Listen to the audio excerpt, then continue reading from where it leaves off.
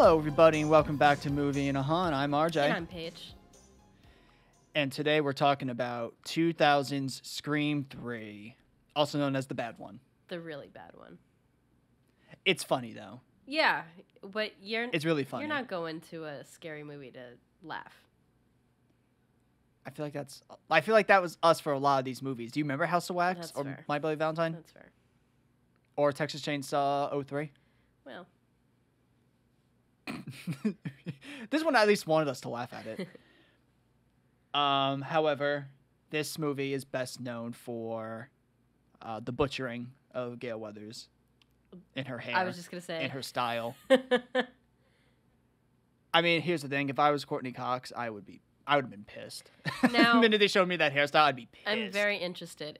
Was it her choice as Courtney Cox with that hair, or... Nope. It wasn't? Nope. That was not her choice. That was her real hair, too. That was her real hair. Oh, my God. She was not a happy camper about that. Oh, my God. I can say that out loud. Before we get into the movie, let's talk about... Here's the thing. Unless Scream 4 changes, or Scream 5 changes, Scream does not have good trailers. No, this one was bad. When we were watching it, the little smoke effect, or whatever the hell that was, I was like, It wasn't a smoke effect. What it was, like when a camera... It was the camera was warping around the Ghostface mask. Oh, it was supposed to be like the mask. Well, sure, whatever. But it looked like back in the day when you used to listen to music on the computer and you had Windows Media Player and it had that crazy psychedelic effect. That's exactly what that was. The other thing about this movie is it is known for the one with the really shitty script. And that whole that line about the script changing every 15 minutes was not a lie. I mean, the Scream movies are known to be really meta about itself and the horror genre in general, but this got a little too close for home about the production of this movie. I think it could just be down to Kevin Williamson didn't come back to write it. I think, if I remember correctly, he did a 5-page treatment, and then they adapted it based off his 5-page treatment where someone else wrote the movie. Really? Yeah. Because you have to remember, he goes on to write, I Know What You Did Last Summer. Mm-hmm. He writes The Faculty. Mm-hmm. Oh, I love that movie. Yeah. I feel like at some point we're going to get to The Faculty. Oh, yeah. But this is... I don't think he wrote Scream 5. I think he's just an executive producer on it. Did he do 4? I'm not. He had to be involved in it in some way. When you get everyone back, there's no way you don't get him back in some form or fashion. Even if he's just a producer of some sort, he'll probably come back for that. But yeah, this movie is 2000 as all hell. Oh, yeah. It screams 2000. The music, which I feel like even more than the last movie, Yeah. like screams it more. The outfits are atrocious. Atrocious. And, you say Scream is the movie series for being meta. I think you're wrong. Why?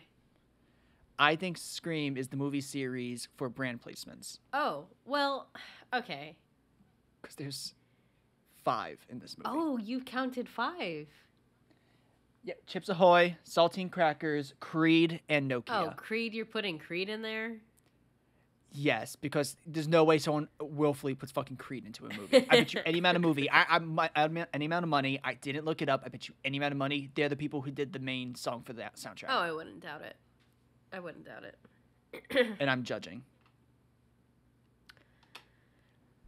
But what did you think of the trailer?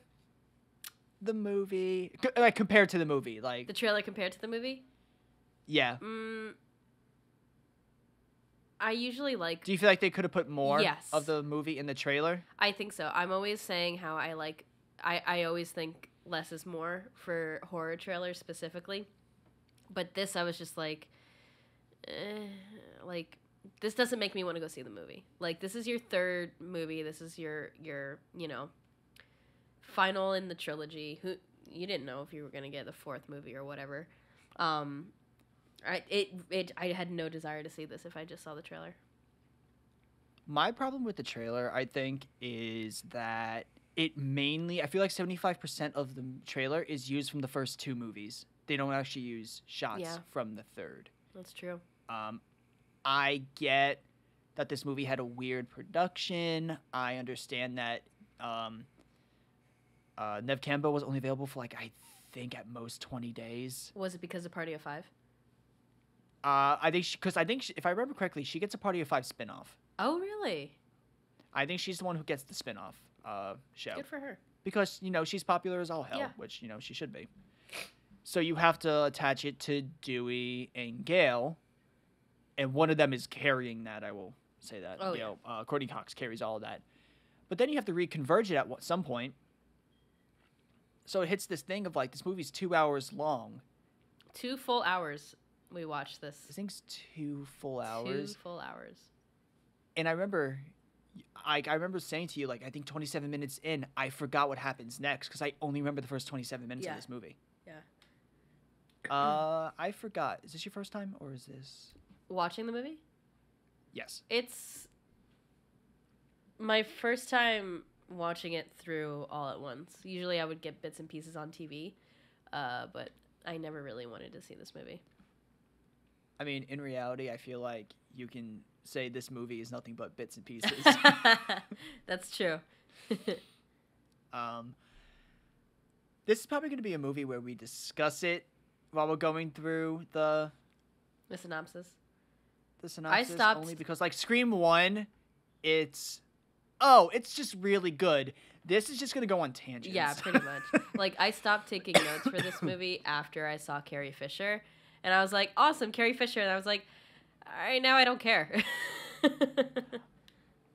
I mean, it was just weird because the movie actually starts to get good post Carrie Fisher. Yeah, I know. Like, I feel like she's the turning point for the movie. As she should be. As she should be. Oh, let's just get into one last thing. Hey, Paige. Yeah? I understand now. What do you mean? About Dewey. And finally, you're on the Dewey hate train. I understand it. Yay! I don't like him. He's so fucking unlikable. Yay! Your exact words is he looks like he's always constipated. Every time. I have it in my notes. He's constipated every single time. It's not just this movie. It's the past 2 ones as well. It's just, it looks like his face, like, I know he's supposed to look awkward, but he just looks like he's in pain. To me, he's the least talented of the Arquette kids. I mean, the only one I know is Patricia. They had a brother too. He was good. I liked him. I just know Patricia from Nightmare 3. Yeah. And Medium. I know their brother from, he was on Xena, and he did a really good job. Oh, really? Yeah, he did a really good job. Huh. Didn't know that. But, oh God, I'm like trying to like delay having to get into this movie. Oh, one last thing. They fixed one thing about the last movie. What's that? We didn't bring it up in the last episode, but the entire time we watched Scream 2, you kept going, why is everybody so sweaty? At least not everyone was like not soaked in sweat in this Cotton movie. was really sweaty in all of his scenes. He was. I'll give him that. I'll give you that one. He was sweaty in that. But I guess let's just roll into this one, I guess. Let's get into the cotton. Right. Let's get into all white everything. Woo, let's go. All right. So we start this with Cotton Weary, now living in Los Angeles and the host of a successful talk show, 100% Cotton. Now, if there's one thing that this movie got right, is naming his TV show. That is perfection. Is contacted by Ghostface, who sounds like he has a really bad cold. Speaking of colds, hey Paige, how you doing? Hi, how's it going? Yeah, real quick, everybody. Surprise, I'm sick again. I'm going to be coughing, and I'm going to sound like trash, if you haven't already noticed from the intro. So just keep that in mind. Sorry. I mean, to your credit, this is the first episode since part 3 you've been sick. That's fair. So is it every third of the like the series that I just get sick? My body's like, you can't handle this anymore.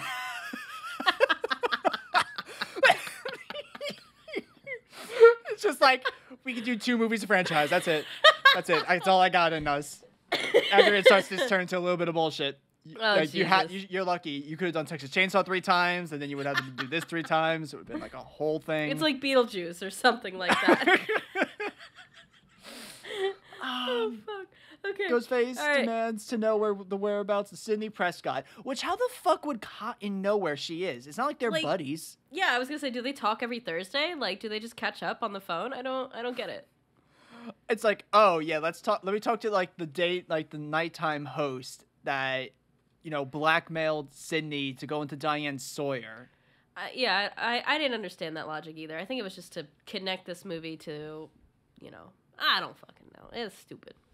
I think it was just Cotton's a character that we kind of have to finish the storyline with, which is not a storyline. Was it maybe to show that he wasn't the killer? Like, were you supposed to think he's the killer? I'm going to probably think that he's the killer as much as I think the dad's the killer. That's fair. I just think it was that thing of he needed a payday. They were going to kill him. They had to get rid of him somehow because they had to end his story. I guess. And they were going to kill him in 2 initially. Oh, okay. So, all right. Full circle. Cotton refuses to cooperate, and Ghostface breaks into his home, murdering Cotton and his girlfriend, Christine. Jesus. By the way, I now know the names of all the people in this movie because I have it on my list. They are fucking hilarious. That's fantastic. But with the girlfriend, Chris, as he calls her, there's that another Psycho reference because they did it in the last film. When he opens the bathroom door and she's in the shower and you get that POV shot. That was pretty cool. But here's the thing. She leaves that shower and she is fully make-upped, hair dry. Yeah. And the thing is, she goes... Okay, I'm about to lay one of my pet peeves on the table. Don't go on the commonplace carpet when your feet are still fucking drenched. Not just her feet. Her entire body was soaking wet. And then she puts on her nightdress, and she looks dry, and then somehow it's like only her feet are still wet. Look, we're 5 minutes into this movie, and we're already ragging it. This just goes to show how really bad we think I'm not done yet. I'm not done yet. We haven't got to Cotton's outfit. Oh, yeah, please, continue. Which is... It's not white. It's off-white. The only thing that's pure white on him are shoes. Everything else on him is an off-white. And it's so distracting. He has an off-white blazer, that off-white fucking gross tight sweater that was from the 2000s. If you don't know what I'm talking about, just go and watch like a fucking NSYNC video. You'll find it. But this is made in 2000, so this was peak fashion. Oh, God. I know. I'm pretty sure that shirt... Here's the thing. That shirt was not 100% cotton. That thing was 100% poly. I can promise you that. That guy was sweating. But also, we learned Cotton's a shithead because he's like, oh, lady, ooh, yeah. I'll talk to this random fucking chick who just called my phone. Yeah. Let me, take the producer. Let me, put him Also, he has inside. A cell phone and a car phone. Money. He's got money. And he crashes into people's cars. Yeah. Money. But we also get the offering. Oh, also I think because Christine hears, some stuff going on like music. I think it's Creed. I think it's Creed. Are you on a mission to find Creed in this movie? I found Creed. Sydney is in the room with Creed. I know where they are. I just want to know where I hear them. Oh my God. I was like, oh God, I hate Creed also. That's just a thing. But this also introduces the stupidest fucking plot point of the movie, which is the voice changer. Yes. Do you want to discuss that now? Sure, because it's it's the thing that remains constant in this movie. In every other movie, we've had the voice changer, but the voice changer is just Ghostface. That's it. This movie did the thing of it can replicate anybody's voice, even a dead chick's. Yeah, it has Sydney's mother's voice. That's impossible. It's impossible. It has Cotton, Sydney, Maureen, Dewey, Gale, Roman. It doesn't count because he was the killer, so that one... Spoiler gets alert. flown by the window. I feel like I'm blanking on who that has somebody else, but It it had a has lot of- everybody's, Basically, everyone who spoke in this film was on the voice recorder or the voice changer. which is so fucking stupid. Yeah, it was dumb. But Ghostface chases Christine. She locks herself away. Cotton comes home, and he's like, you know what I'm going to do? I'm going to take my blazer off. Well, not just that. Ghostface used the voice changer to make it seem like Cotton was the one who was dressed as Ghostface and trying to kill her. That is true. And then Cotton breaks in. She attacks him. She stands in the doorway. She gets killed. And then Cotton gets killed. Fun fact. I actually do have a fun fact in this. They actually cut a portion of this. Oh, why? Well, they didn't cut it. It was different initially. When they first filmed this, it was different. It was when he got home, she was already dead in the closet. Oh. And then I believe she was dead in the closet. I just know she was dead already. And Cotton tries to escape through like the glass ceiling window area, and he gets killed while doing that. Like trying to escape. I was like, when we were watching it, I was kind of bummed because that scene appeared in my head, and I was like, oh, that wasn't the one they used, right? We get, Welcome to Scream 3. It took us 15 minutes to get to the fucking opening kill. Oh, boy. Detective Mark Kincaid contacts Gale Weathers to discuss the recent murders, prompting her to travel to Hollywood, where she finds Dewey Riley working as the advisor on the set of Stab 3, the third film in the series of the Ghostface murders. So, Mark Kincaid is, McDreamy. Yes, McDreamy. And He's spoiler hot. for He's Scream hot. 5, he becomes, he gets married to Sydney in the future. So, Understandable. Got it. The first sight of Gale Weathers is jarring because you see her hair and you're like, oh, fuck. Hair. Like, immediately. It cuts to her face, and I'm like, whoa. She was ahead of the time, though. Was in she? 2005, if you were emo or in the scene, that was the fucking haircut. Oh, God. Those ugly-ass bangs were the haircut. Haley Williams had that haircut. They do not diss my savior, Haley I'm Williams. not, okay? All I'm saying is that was accepted in 2005. Ahead of the time. It looked like she had some sort of mental break, and she started to... She started to cut her own bangs mid-break and was like, Dewey's gonna accept me back. Dewey's gonna take me back. Why is it always Dewey breaks up with her? That's not realistic. I know, it really isn't. It really isn't. Oh, God. I'm hot. I'm already so hot. I'm like beginning to sweat. Oh, God. I'm like a character in Scream 2. But yeah, Kincaid gives her, like, a picture of Maureen, and she's like, that's Maureen Prescott. So then she goes to Hollywood, she goes to the set, she meets probably my favorite part of this movie, what would grow to be the favorite part of the movie, which is Gale Jennifer. Weathers. Yes. Yeah, fake Gale Weathers. Or is it the true Gale Weathers? She does such a good job. Oh, God.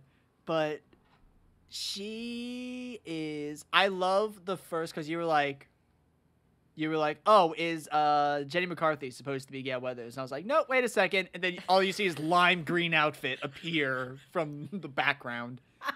She just jumps into frame. It's like, Gale Weathers, I get to meet you. I feel like every time these two are interacting, one jumps into the frame of the other character. Yeah. And she also, introduces herself with a hair flip. It was iconic. Also, I love how in the Stab universe, Gale Weathers has been wearing the same suit since Stab 1. Same haircut, same lime green outfit, same everything. In this instance, don't you wish it was that way so we didn't have to look at her bangs? Here's the thing. I hate her Scream 1 outfit, haircut. I genuinely don't like it. I hate the highlights. That's fair. Also, I think this is the moment where I started to feel a little bit, I started to feel a certain way towards Dewey. I think one of my things I said out loud was "fuck you" when he was referring to Gale. You don't refer to Gale Weathers like that. You pleb. You know what's great is the next sentence is Ghostface kills stabbed 3 actress Sarah Darling. That's the next. We skipped some stuff. Yeah, but let's go through this. Well, there was a Jay and Silent Bob cameo out of nowhere. Oh my God, Jay and Silent Bob. Why? Why was that there? Were they? I know Jay and Silent Bob were popular, but is it because Clerks was in Scream? Like the DVD box set was in Scream? It could possibly be that. That wouldn't shock me. Okay. And I know Jay and Silent Bob were popular. Oh, yeah, no shit, yeah. I do know they were popular, so that may be why. We get I think... Yeah. Between this time, we do get the brief scene of Dewey and Gale at lunch together. Okay, yeah. And the... oh, wait, no, it's not. No, it's not, because I'll get to it in a second. But it is really quick. We just, fucking cut to Sarah Darling. Yeah. Or also, the more and more you say her name, the more and more they said her name in the movie, it just sounded more and more like fake and porn. Which makes sense, given that, she's supposed to die naked. Right. Yeah. She gets there to do Roman wants to meet her for something. They never really go into why. Yeah. It was just to lure her to the studio. Yeah. Fun fact, there is a cut scene in this one of somebody from the building over watching her from up top. Oh, interesting. So that is a cut scene. I can openly say this. The girl who plays Sydney, I bet you any amount of money, was supposed to be the second killer in the original script. Yeah, from the way it was written and the rest of the movie, you watch the character, that's what it seems to be. Because even when she dies, it doesn't feel believable. It just feels like it's staged so that she can run around and do her thing. Yeah. And the fact that she said she banged Roman, it makes sense that they would be in cahoots together. Like, it would be interesting if they were like a duo pack. Yeah. Yeah. But this, I have to say, Sarah Darling dies really quickly. It's a very quick death. It's brutal, though. It is very brutal. She gets thrown through the door with the glass, stabbed in the back. Stabbed in the back. We get the script read where she's very upset that she's like, I think her line is, my boyfriend just got murdered. Why would I be taking a shower? Which, fair. But they were super meta with that whole scene when she was talking about the script. Because it did change every 15 minutes. Exactly. And I did like that Ghostface was hiding in the other Ghostface costume rack area. That was cool. And we had a really nice extreme close-up of McCarthy's eyes. Real quick. I don't know. It was nice. There's not much really nice to pick out of this movie, so I'm going to get them when I take them. I feel like the only reason why they brought her in were they were just like, okay, so we need tits. Yep. She's got those. The thing is, there's like a scene where they're talking where she gropes her own tits. I think she's looking in a mirror. Yes. She's looking in a mirror and she's just like, whoop, let me cop a feel of my own tits. Boobies. And I'm like, okay, now I know why you're here. Why you're dying right now. Now I get it. I find it funny that she said, I'm only in 2 scenes, and in the movie, she actually is only in 2 scenes. It was clever. It was clever. And she was like, I'm the second death. Unfortunately, she was wrong on that. She is the third in this movie. Yeah. Technically. Very close. But, also, Ghostface likes to punch people in this movie. Yeah, he's very... Yeah, you're right. He's very punch-friendly here. Yeah. Punch, backhand, all that. Sydney is living in seclusion as a crisis counselor for an abused women's hotline, fearing that another killer may strike. Having discovered Sydney's location, the killer begins taunting her by phone using a voice changer to sound like her deceased mother, Maureen Prescott, forcing her out of hiding and drawing her to Hollywood. I'm glad we skip all of that fucking nonsense with the ghost of her mother with that synopsis. Oh, I was going back to that. We're going back to that. Okay. Oh my God, we forgot something. What? We forgot an ad placement. Oh, Purina Dog Chow. Oh yeah. And Chips Purina's Ahoy in at this point. Yeah, Chips Ahoy, Saltine, and Purina Dog Chow are all in her house. Yes. Also, I'm surprised dog. we did not get Dunkin' Donuts at the That's true. office. But So cutest surprised. dog, by the way. I love her dog. Oh God, best dog. By the way, who took care of her dog when she went to Hollywood? Her dad, maybe? They just doesn't appear at the end. So yeah, basically Sydney goes into like self-hiding, which I understand at this point. Oh, for sure. She has an electric fence, except at the entrance of the of her fence is of the gate, and you could there. just like hop that real quick. It made no sense. I like that she goes to be a crisis counselor. Me too. I did like that. That was a good one. I really liked that. And then during this time we get the brief like awful Gale Weathers outfit number 2. Number 1 was the ugly fucking power suit yellow outfit. Yeah. Atrocious. The second one is the baby violet like shirt with like the little skirt. Oh, yeah, you're right. Is this where she goes to lunch with Dewey? Yes, this is where she goes to lunch with Dewey. Yeah, this was really bad. And this is the moment I hated Dewey. And you're like, see, now you get it. Yes, finally on the Dewey hate train. I don't remember him being this bad. Yeah. He's a dick in this movie. He is. He's full-on been a dick this entire time. Your eyes are finally open. But he's like extra dicky in this movie. That's fair. But they go to what's her name's house? Jennifer's house. Yeah. And Jennifer is so melodramatic. She's like smoking and she's like I guess they found out Sarah Darling's dead. And she's like so melodramatic. Like she's dead. And then I guess there's like the going in the order of people who died in the movie. Yeah. Which would mean that Gale is next. Yeah. Even though she's not. And Jennifer jumps into her bodyguard's arms, which was pretty fucking hilarious.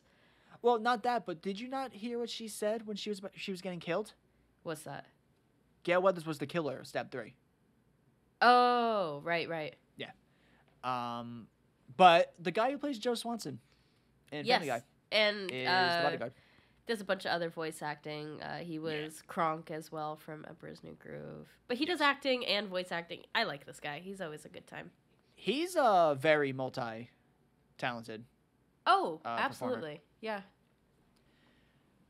But yeah, the remaining Stab 3 cast, along with Dewey and Gale, gather at the home of Jennifer Jolie.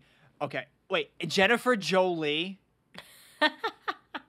Come on. Fuck on. And then there's the other character's name is Angelina. Angelina. Get the fuck out of here. I just want to note one thing. Now we're here. This is the moment for me. White turtleneck, white sweater, red leather pants, black Chuck Taylors.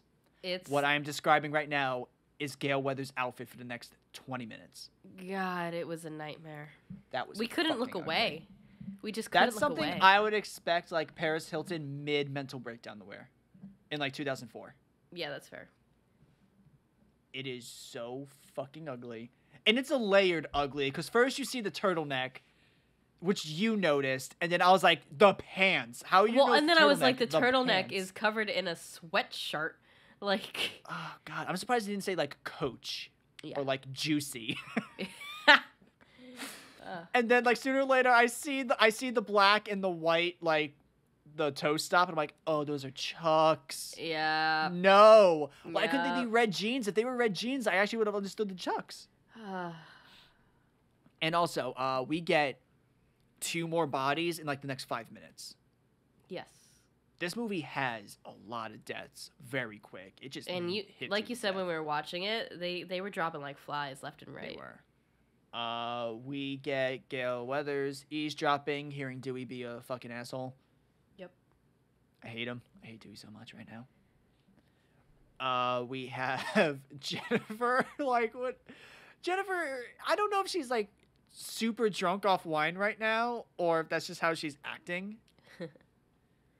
But she's drunk as a skunk. Yep. Dude. What's his name? Did he have a name, or was he just a bodyguard? Steve Stone. Are you fucking kidding me? No, I'm not. Jesus Christ. I remembered it because Sarah Darling, Yeah. Jennifer Jolie, Steve Stone. Yeah. I don't even know the name of the guy who's playing Dewey. Oh, we'll probably find out in a minute. Are you sure this isn't a porno? Yeah. Oh my God, his name is Tom Prince. Oh yeah, I remember because I was like, oh, haha, like Freddie Prinze Jr. or something. Prinze. Yeah, like Prince Jr. Prince. Yeah. Ew. Oh God, this is gross. But Steve Stone gets killed. Yeah, that was a good death. It was a good death. They get faxed. They get dating this movie. They get a fax machine. They get faxed the rewritten script of what's gonna happen. Gale is like, get the fuck out of the house. Yeah. If he says he's out of the house, that means he's in the house. And I'm like, you know what? Gale Weathers is right. Gale's right in this. Gale's she knows always what she's right. doing. And then the guy who plays Dewey goes back inside. Methane, I guess, is pumping into the house as they're, as this is happening. He pops his lighter, and we get a full-blown Michael Bay explosion. Yeah, this was intense.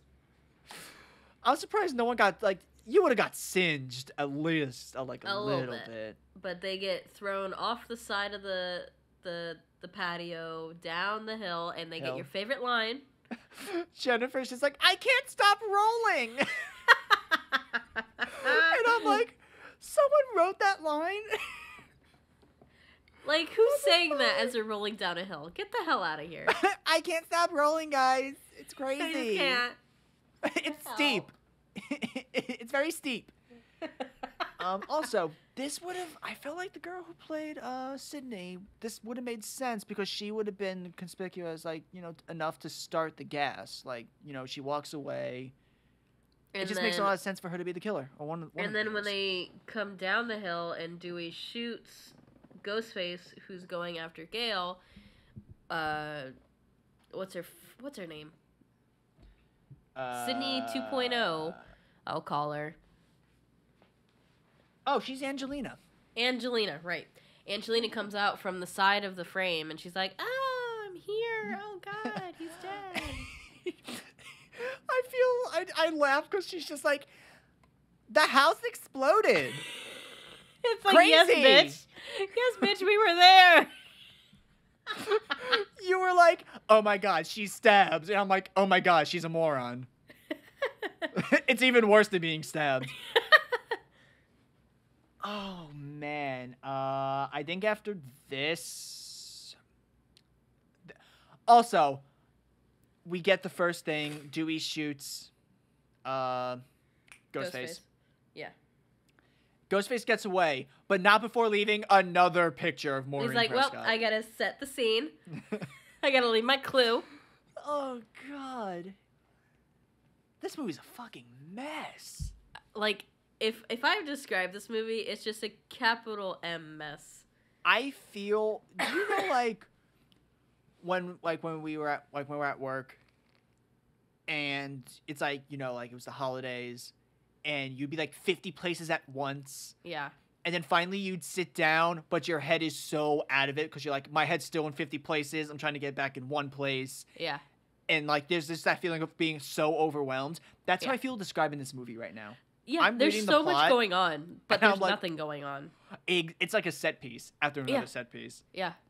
You can watch this movie in clips, on the IMDb, little clip things. Yeah. And you probably get the entire movie. Oh, wow. We skipped straight to Martha Meeks.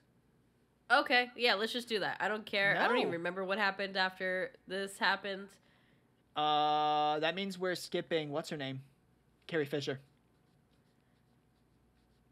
Okay, Carrie let's not Fisher skip that. is, okay, yeah. so they go what we into get the now archives. is we get, no, not the archives. We go to the police office, and what's his name is fucking, all pissy. Dreamy? Yeah, because he's like, where's Sidney Prescott? And Dewey's I don't know. And then he's like, am I going to have to charge you with, I forgot. Obstructing justice. And I'm like, yeah, that's what a cop would do. That's fair. It's very cop-like. Also, we missed one line, which I loved. So Dewey goes to help Gale, doesn't help Jennifer. So then Jennifer comes back and she's like, "Hey, what about me? You're supposed to be guarding me. Da-da-da, me." And then Gale decks her. And the next line is just, "My lawyer like that." And I'm like, that's a great line. That's such a Gale Weathers line, too. Like, it so Scream 1 Gale Weathers. It so is. But we get to the police office, and then Dewey is like, "Sydney, where are you? Why won't you answer your phone? Call me back when you..." And he looks and he sees her and then looks away and he's like, "Can." And then like looks back. It's so melodramatic. It really is. Like, oh, she's here. The savior is here. I mean, I get it. Also, this is the moment where she has her official movie outfit. You know, it's jacket and she has like she has a sweater and a jacket. A leather jacket. That's normal fashion at this point. She has the green sweater with the leather jacket over it. But she's in Hollywood. It's gotta be hot. Exactly. Yeah. Also, here I go. She's wearing Derek's fucking necklace from the second movie.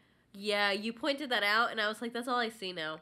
I can't unsee it. Every time she's on scene, I'm like, the necklace. He was basic white dude, girl. Get over him. Yeah, get over it, girl.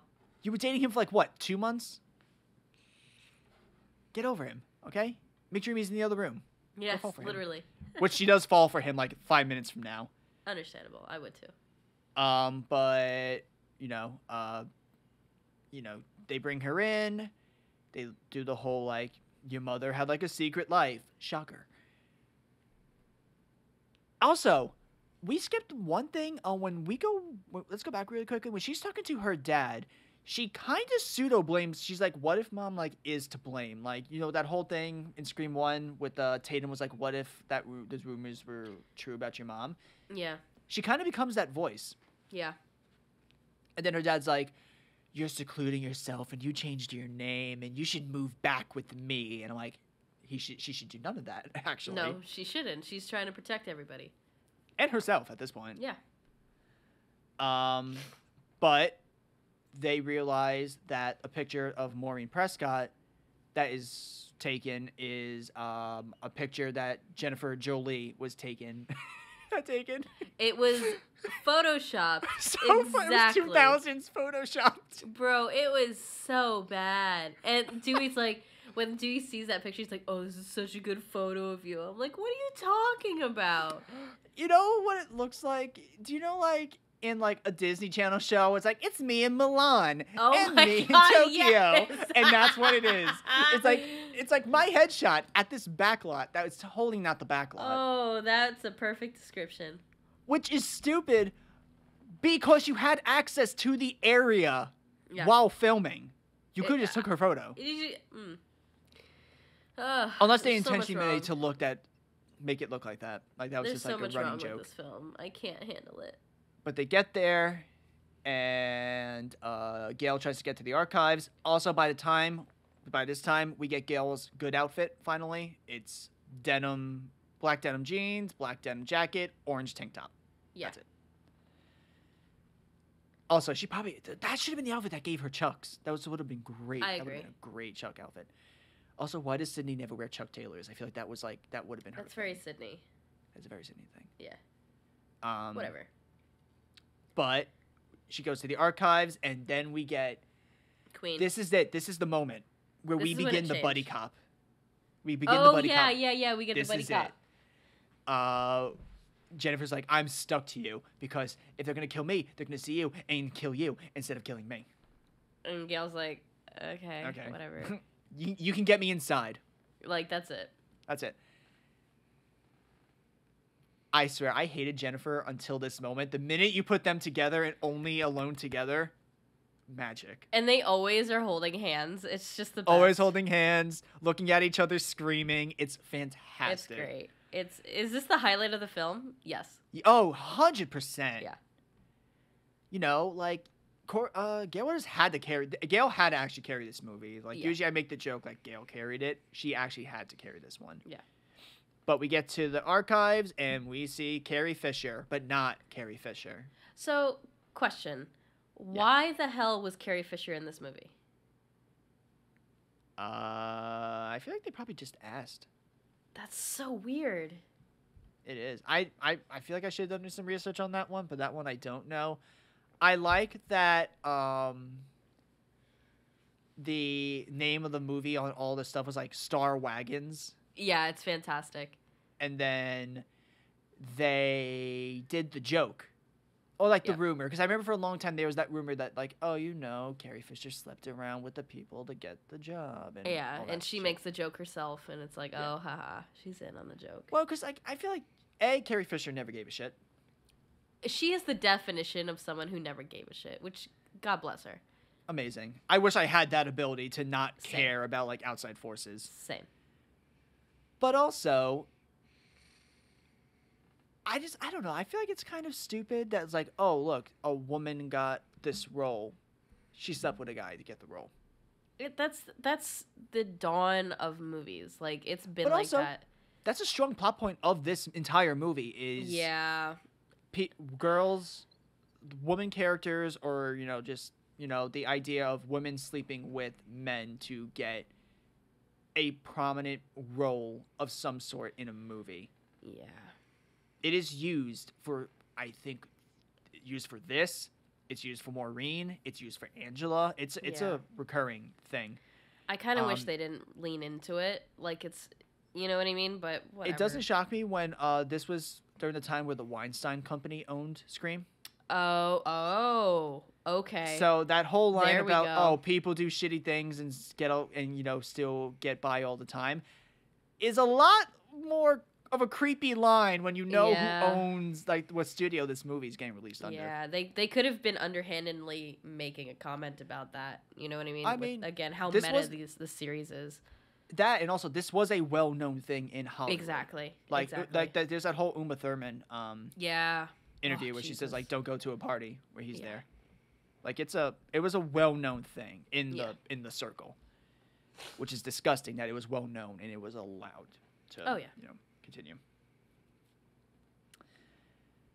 But yeah, we get that, and we get after this Martha, right? Megan, Martha, whatever her name was. Yeah, we go Martha, and then we go Sydney. Yeah. We get Martha. I love her. Me too. She's the best friend in Princess Diaries. Yes. And she comes back in Scream 5, so we will see her again. Oh, that's awesome. Okay. Yeah, it's a brief little role, but she does come back. Still. But I'll let you know, the people of our community, of the community. Yes. The community. Is like one of her kids is one of them. So like, that's awesome. I find it cool that Randy is the one that like the Randy family is the one. Oh, that's so cool. But we get like a 4-minute fucking monologue by Jamie Kennedy, who cannot carry a scene for 4 minutes by himself. He just expositions as his character does about the rules of the trilogy in movies. Do you have them? Or the rules? Here's the thing.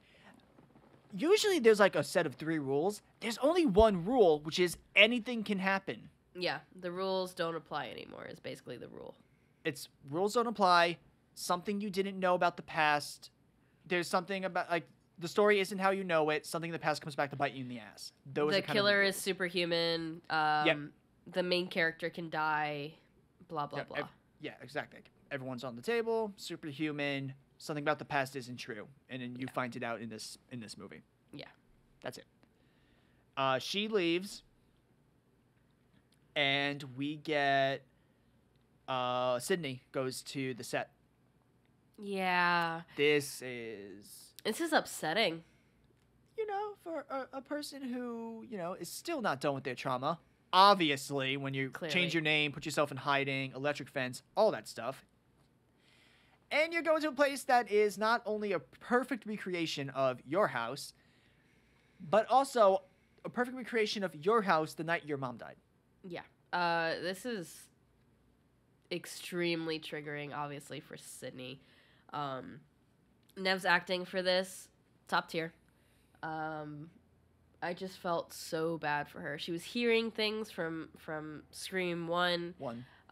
Where she's repeating her opening scene with Billy. Billy. Yeah, it's just... And we get the Billy and Stu, like, when they're, like, screaming at her in the kitchen. Yeah. Yeah, it was just extremely heartbreaking. This is also where we get the stupid fucking Creed poster. It's in her bedroom, too, which is disgusting. Sidney Prescott does not like Creed. Also, can I ask you this question real quick? Sure. Does every single Stab movie, is it just a retelling of the first Stab movie? It's like Stab 1, Stab 2, the same movie. Stab 3, different the same cast. movie with new cast. Because, Tori Spelling and Luke Wilson, I think. Yeah, dropped out. As they should. Yeah. And then they had what would end up actually being a thing for Saw, believe it or not. They had a, reality show where the winner got to be Sydney. Right. This is something Saw did for 2 seasons, where they did a show called The Scream Queens. And it was just people being put in these scenes, and if you won, you got to be in a trap in a Saw movie. That's insane. But yeah, she gets chased, and it's basically a recreation of the Scream 1 chase where she gets chased in her house.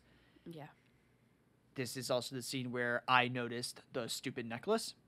Yes, it is. And again, I cannot look at it without seeing it. Like, I can't look at Sydney and not see it.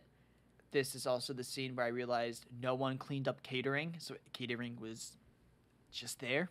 Yeah. At the end of a shooting day. That's budget. That's like literally fucking the budget up. And also, this woman had to walk into her quote-unquote parents' bedroom, and it was all bloodied up. Yeah. Also, I do like the one detail where she did the thing with her door in her closet like she did in the first movie. Yeah, I did like that a lot. I like that. And the surprise that he came through the window. I also like that she full on just kicked him in the face or punched him in the face. But eventually everyone comes into the studio, they find her, and she's like, he's up there, and lo and behold, he's not up there. Shocker. Because of course. And, Dewey believes her. I feel like everyone probably believes her. It's like, there's no way that shit happens, and you're not like, oh, yeah, she's totally faking it. Yeah. Well, they could have thought that she was having a breakdown because she saw the scene and blah, blah, blah. I mean, Dewey did say, you should not have been here. We were getting ready to film, the scene. Yeah. After this, she gets taken to the police office. And, we get flirty time with McDreamy and Sydney. Talking about their traumas. This is how they bond. And she's like, ooh, you have trauma too? Sexy. Yeah, I What's your favorite scary movie? My Life. My Life. Mine and then too. she goes, mine too. I could care less for this scene. I know we're supposed to be getting a little something with them, but... I think I like... His line was so corny. The way he said it was so corny, like My Life. But when she says mine too, she sounds so defeated and broken that I'm like, I feel bad that that's your response. Yeah. But when also, she's on screen, the little she's on screen, Neve Campbell, she carries her scenes. This movie shows how good she is. Yeah. At just being an actress. In general, yeah. She's really good. Dewey and Jennifer and Gale are in a car. They're like, okay, let's get to the police office. And then they get a call from quote-unquote Sydney. She's like, I'm at Roman's house. And they're like, okay, I guess we'll meet you there. Yeah. But they're going there because they just came from the film producer's office about Maureen's... I forgot her name, like Sarah Starling or something. It was... No, it was 2 R's. Rita Reynolds? Oh, you're right. Yeah. And then there was Judy Jurgenstein was... as Jennifer. Jennifer. And then, you know, he does the disgusting stuff of like, oh, well, she knew that she would have to sleep around. And that's do how all you this get your stuff. roles. That's how you get a role. And... She was too innocent for Hollywood. And that was the line. I was like, that's... Yeah. That's such a gross line. The whole thing was gross, but it's supposed to be, which is the point. Yeah. But... And then he has, like, a torture house, you learn. It's like... It's the typical famous Hollywood director-producer who has his house tricked out for his parties, and he has these secret rooms where he can watch people through he has the a secret one-way tunnel mirrors. system. That's what I'm saying. It's crazy. His house looks like it could be like half of his house is gaudy as shit. The other half of his house is fucking Dracula's castle. Yeah, ugh. I hate this place. I hate his house. I hate his basement. His basement's gross. But they get to the house, and then Roman's like, I'm gonna invite Sydney. You kidding me? Why would I invite her? I don't know her. And then... his name's Tyson. Yeah, it's a bunch of running around, doing nonsense, blah, blah, blah. Everyone gets split up. Yeah, the Scooby Gang splits. Yeah. Basically. And, Gale Gale finds... It just leads to Gale finding Roman dead in a... quote-unquote dead in a, coffin? Set coffin. And she even checks his pulse, and he's dead. Blah, blah, blah. Let's, wrap this up. I'm so bored. Oh, God. Jesus. We get... Oh, but we're on buddy cop moment. We're officially in the buddy cop scenes. Okay, that's fair. Okay. This is where Gale and other Gale, sorry, I'm forgetting her name, Jennifer, they team up and they hold hands and they're full on buddy systeming at this.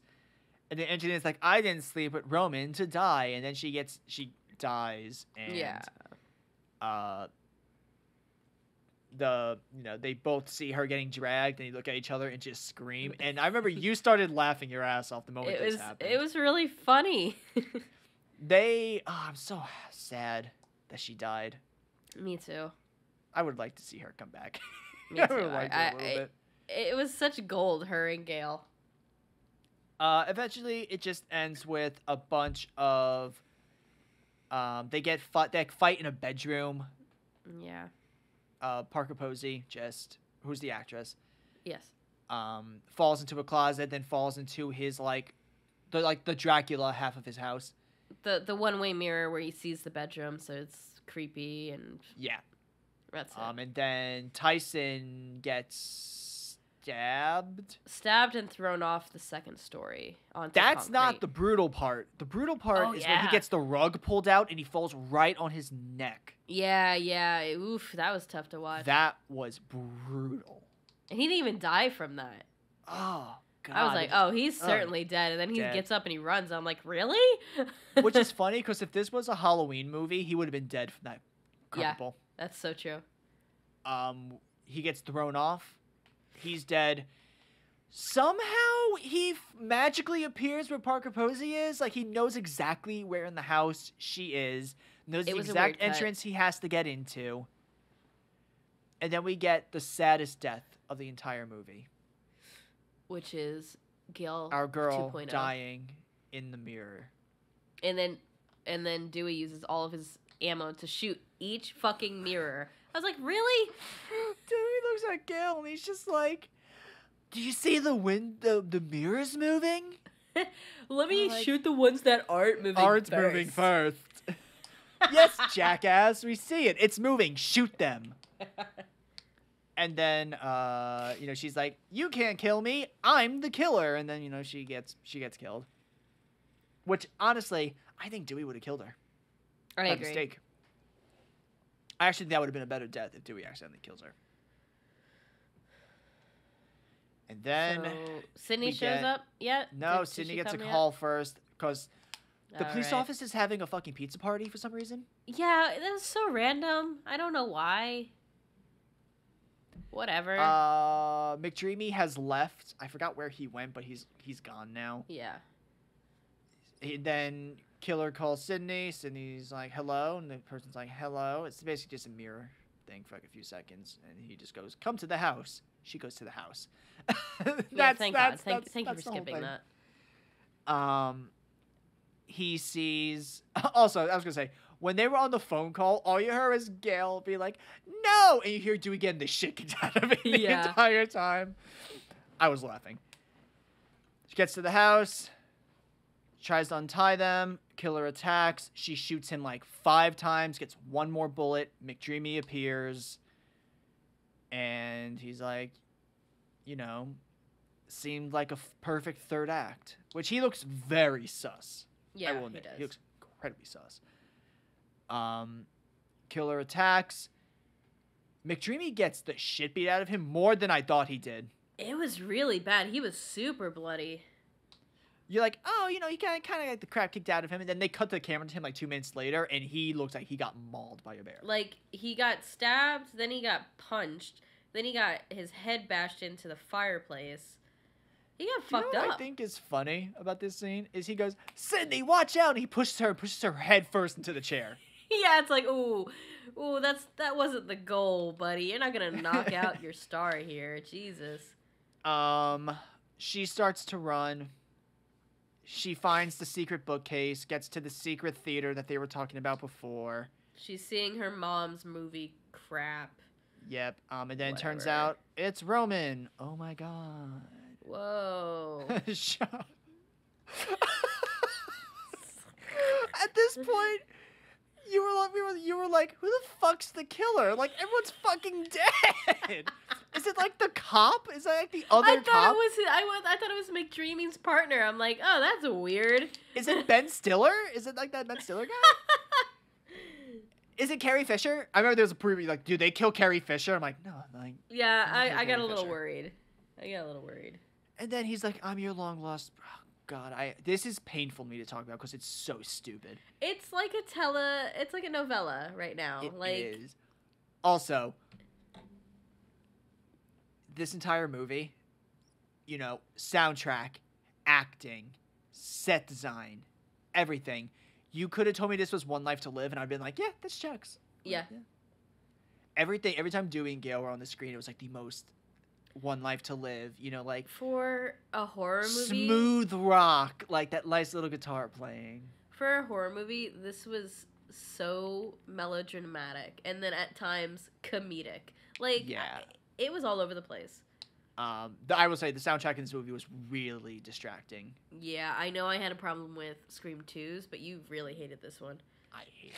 Because it's like a really dramatic moment for like Sydney, and it's like a full-on like piano jingle. Like, you're like, oh my god, you're ruining the moment, man. Yeah.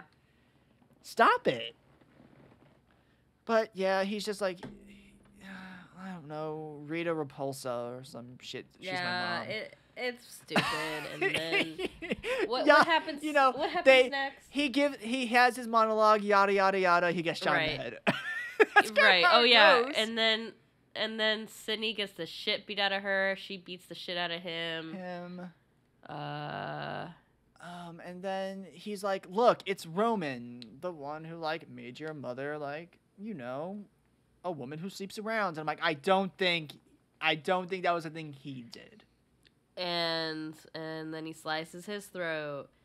And then they fight, and then he shoots her, but guess what? She has a bulletproof vest also, which, if you know what a bulletproof vest is, yeah, the bullet doesn't hit you, it still fucking hurts and puts you on the ground. Oh, yeah, it'll break some ribs for sure. Like, her, I get. Like, she only got shot twice. He got shot 5 times. Yeah. And then he should have been down. And then she gets an ice pick, and she stabs him, and... That's it. And then they have a touching moment because I guess... The best part was... You skipped the best part about the ice pick. And she's like, I still have to make my movie. And she goes, oh, stab 3, right? And she stabs him the third time. It was great in the third stab. Yeah, one. That shit was good. So good. I was like, you know what? Only time I'm like, you know what? Mm-hmm. Yep. Perfect, like, Perfect script. Perfect everything. This is it. It's a wrap. Also, let's while we're still here, because we're about to get to the end of the movie, the wig that they put on Sydney. Yeah, you told me because she was doing Party of Five, so she couldn't change her hair. Why didn't they just let her use her Or she had hair? extensions of some sort. She had something done with her hair, because you can tell something's wrong. I The brighter the lights got, the more fake her hair looked. Yeah. But basically, you know, they're like, be careful. Killer always comes back because he's superhuman. And Sydney's like, well, he's not superhuman. He pops up and, you know, Dewey's shooting. Thankfully, he has a gun that has 12 shots this time around. Yeah. And and she's like, head. The head. Shoot him in the fucking head. Yeah. He's like, what? The head. And then he shoots him. Also, I just want to talk about one little thing real quick. Just two last things. Please, God. Number one. Did you find it comedic as I did? Like the entire time they're fighting, Roman and Sydney are fighting, all you hear is Gale and Dewey like, voiceover? I can't find a way in. There has to be another way. Find a way around. Get something heavy. And it's like, Jesus. And also, it was terrible because it's supposed to be like, oh yeah, Dewey and Gale are right outside. They're gonna get in at any moment. You could hear them the entire time, and I'm just like, if they're running around the house, I don't think that's how the acoustics work. If they're running around in another hallway. Yeah. Also, how the hell did they not find the book that opens the door? All of the books were off the shelf because of Sydney. It's like, what about the one that's, kind of there? And also the door that McDreamy found with no problem. I do like that lockpick scene, though. That was cool. Yeah, that was cool. That was a cool scene. That was a good switch out. Yeah. And the other thing, this is a you thing that I also noticed. The squirt gun / pea shooters that were just all over this movie. Yes, they only had 5-shot revolvers, and then they had the little tiny pea shooters that you hide in your ankles. I'm like, wouldn't Sydney be strapped to the 9s from the crap that she experienced in the past 2 movies? Even the revolvers were pea shooters. I know.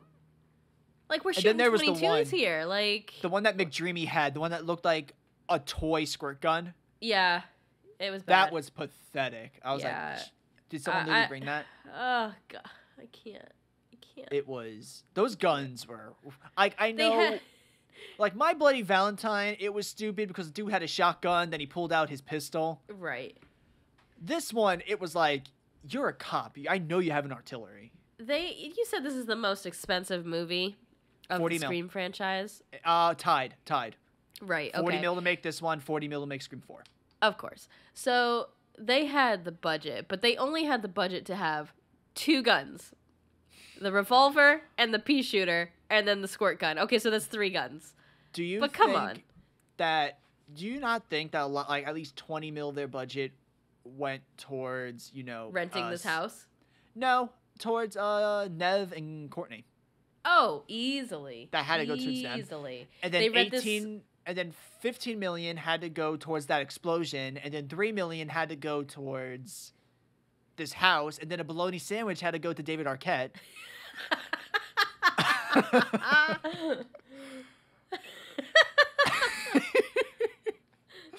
And then I forgot, was McDreamy a thing yet in 2000?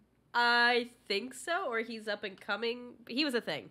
And then 2.5 mil has to go to Patrick Dempsey, and then like half a mil. A couple of thousand have to go to Jenny McCarthy. Exactly, alone. And then they have to go to the dollar store real quick, grab those little squirt guns, spray them black, and there you go. And you're good to go. God damn. There's the budget. There is our budget for the movie. All right, so he dies. We go back to Sydney's house, and Gale is wearing an awful day dress. Oh, it was with terrible. her flower clip-ins in her hair. Her 2000 flower clip-ons. Yeah.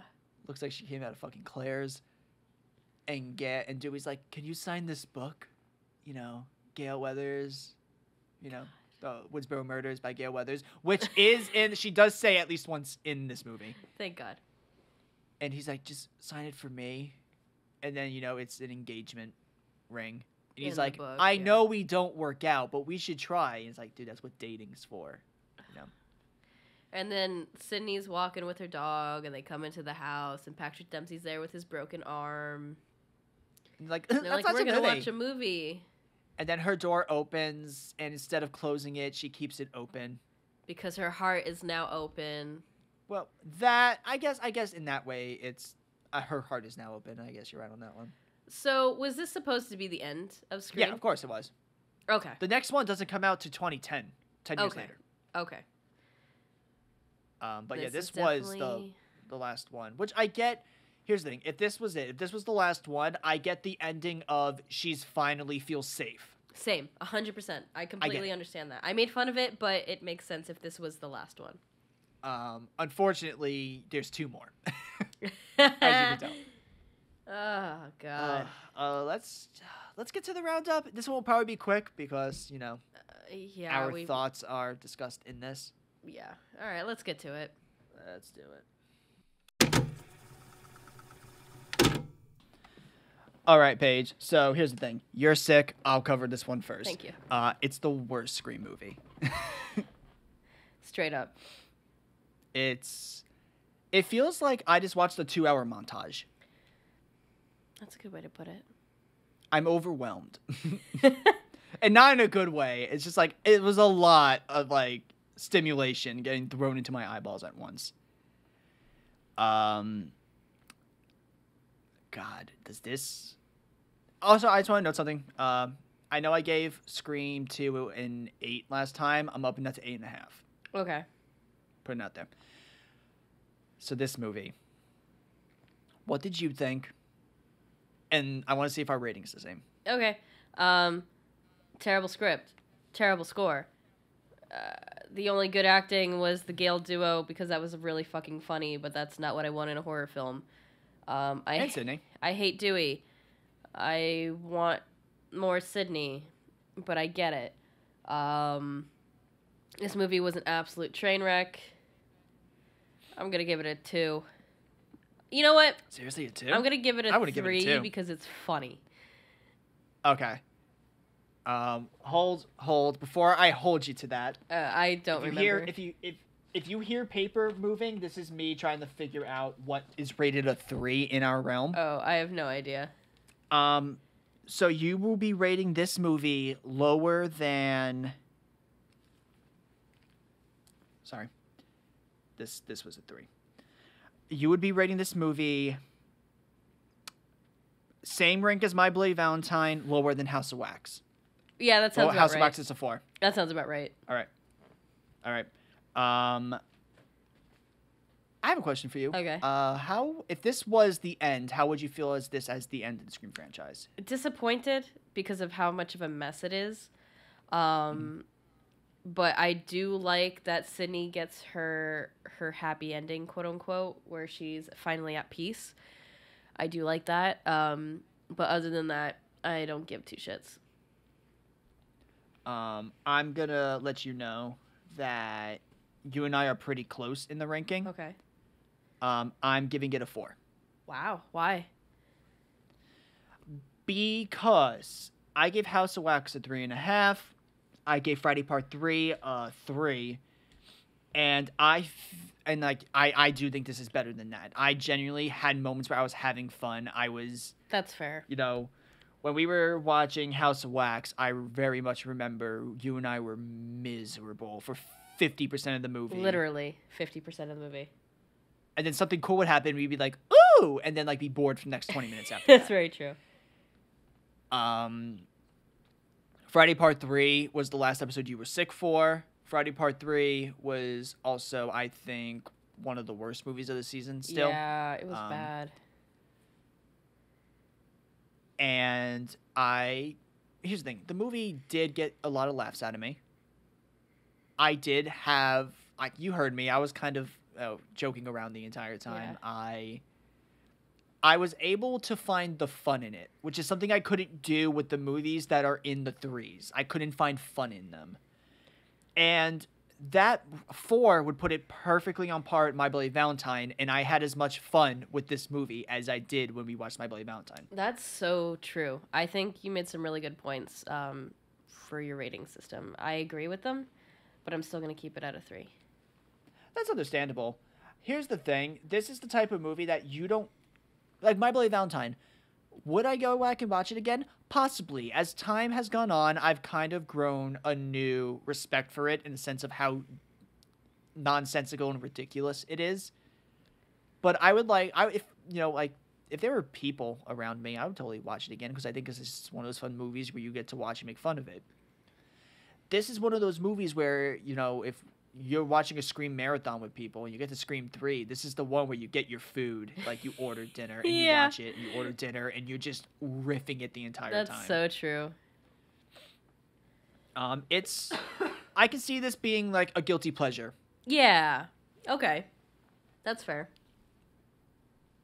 And, compared to the other movies, it is, the worst by a large margin. It has a drop in quality. We all know this. But I think, there's still some bit of love to be found in it. All right. Well, that's fair. I don't really have much to say. And it closes storylines. Yeah, that's true. It closes Gale and Dewey. Yep. Closes Sid's. It closes Sid. Those are kind of, but here's the thing. There's no characters after that, but it closes the characters it needs to close. Right. So currently, for you, Scream 8.5, Scream 2, 5, Scream 3, 3. Yeah, that's true. Yep. For me, it's Scream a 9, Scream 2, 8.5, Scream 3, 4. Still, yeah. After watching Scream 2, I was like thinking about it post-episode and everything. I was like, man, I really do like that movie. I love that movie.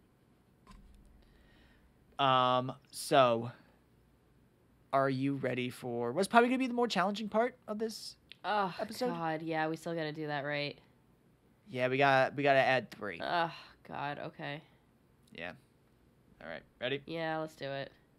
All right.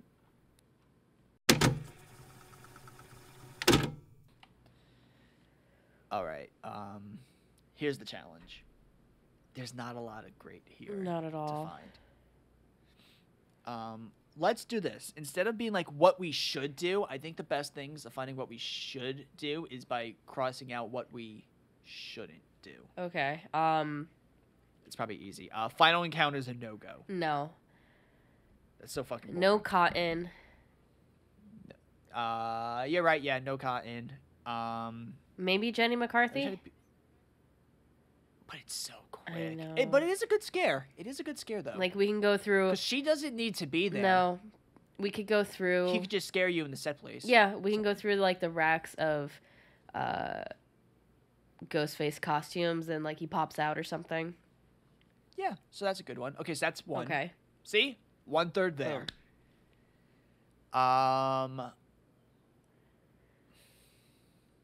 We can't do the mirror scene because you need the initiation of the...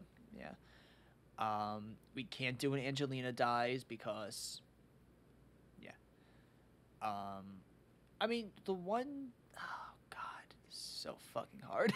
this one's tough. We can, like, ride into the house and then, like, Tyson gets thrown either next to or on top of us. I was thinking exactly that, but then I was like, where do you go from there? You go into the house and... I don't know. We can go... Into the bookcase? No, because then you go into the bookcase, you're going into... the final encounters. Yeah, you're right. So, yeah, okay, if we do the... I have a better idea. Okay. We can cut Jenny out. Okay. And keep everything to the mansion. Okay, all right. Because that remains consistent. Yeah, that's true. So we go into the mansion. Whoop, whoop. We get the place in the mansion that is the equivalent of the prop room, which is the basement. Okay. Because I was like, ooh, the basement would be great, but then that's a 1-for-1 copy of the prop room. It's just 2 different prop rooms. And there's a Ghostface costume in the prop room. That's true. So you can go inside to the prop room. The best thing is, when it comes to creating our final, 7 to 10 rooms, guess which 3 are going to get cut? This one. What else happened in the house? I'm blanking on... I feel like... Oh, we could probably... we could do a scare in the walls of the house because I want to go to Dracula's mansion at least once. Like maybe the walls are banging or something. Yep, and then he like maybe breaks through it. Ah, yeah, I like that. That's a good one. Yeah, it just reverses it. I'm not even gonna be like, let's do some more because that's all. Yeah, we know we're not gonna be including this is one. definitely This a is challenging just one. Trash, man. Unless we can do like, and the house blows up. And then, like, whoa, you feel the heat from the blast. No, let's not. You feel heat. And then you hear, I can't stop rolling. God. All right. Okay.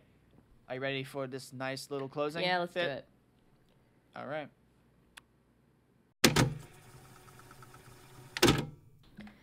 All right, everybody. Thank you for sticking with us through Scream 3. It's definitely a train wreck of a movie. But like we said, it's a good time. I hope you had a good time listening with us.